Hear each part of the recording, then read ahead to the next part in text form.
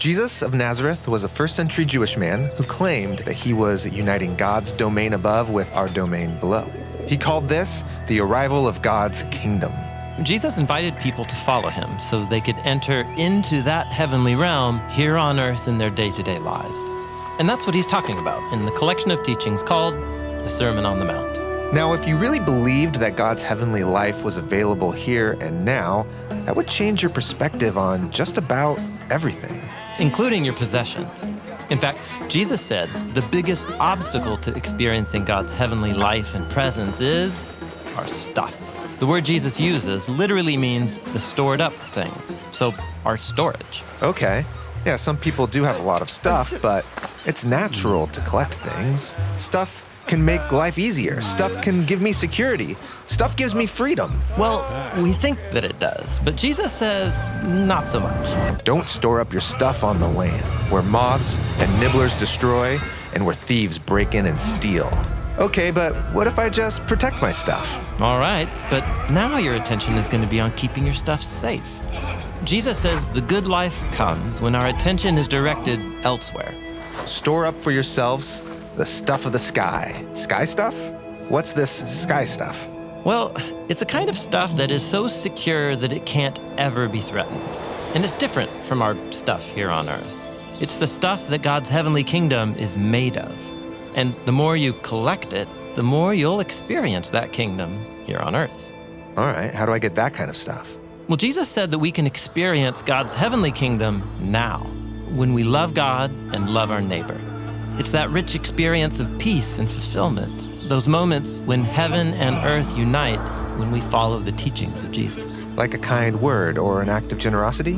Offering forgiveness and showing compassion? Yes, store up that kind of stuff. Because the loving relationships that we cultivate now will last into the renewed creation. And what we store up has a way of slowly shaping us in its image, for better or worse.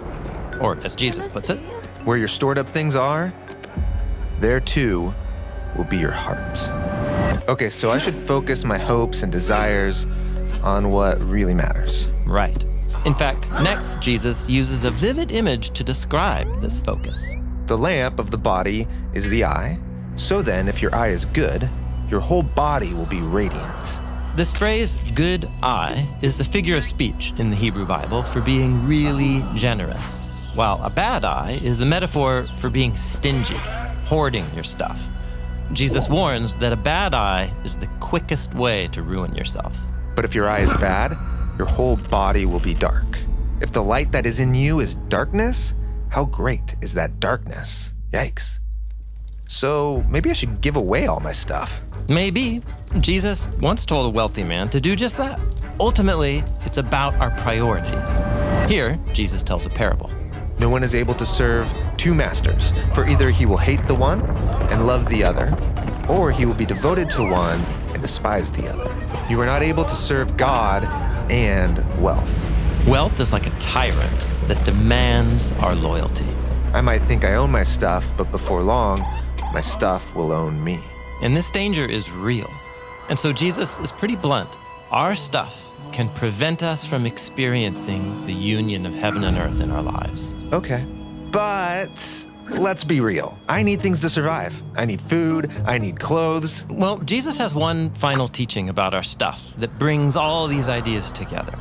He invites us to consider how God has packed creation with abundance, each creature having just what it needs. Jesus says that if you trust God as a generous Father and prioritize loving God and loving others, you will find that your needs are met. And you'll find the rich peace of heaven and earth uniting in your own life. I say to you all, don't worry about your life, what you will eat or what you will drink, not even about your body, what you'll put on. Isn't life more than food and the body more than clothing? Look at the birds of the air, how they don't sow seed and they don't harvest and they don't gather into barns, and yet your Father in the skies feeds them. Aren't you much more valuable than they are? And who among you is able to add an hour to your life by worrying? And about clothing, why are you all so worried? Pay attention to the lilies of the field, how they grow. They don't labor and they don't weave cloth. But I tell you all Not even Solomon in all his glory clothed himself like one of these. Now, if the grass of the field, which is there today and tomorrow is tossed into the furnace, is clothed this way by God, won't he make sure to clothe you all who have so little trust? So then don't be worried, saying, what will we eat? Or what will we drink?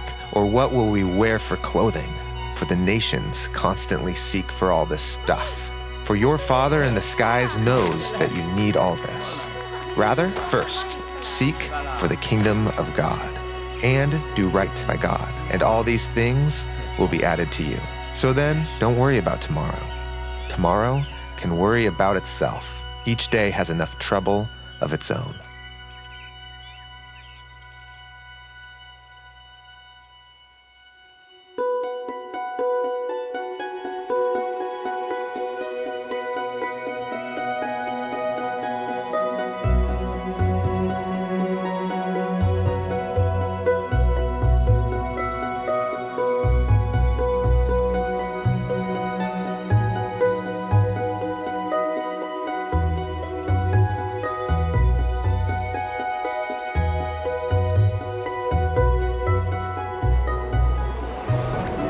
That was the teachings of Jesus on generosity and trusting God with our stuff.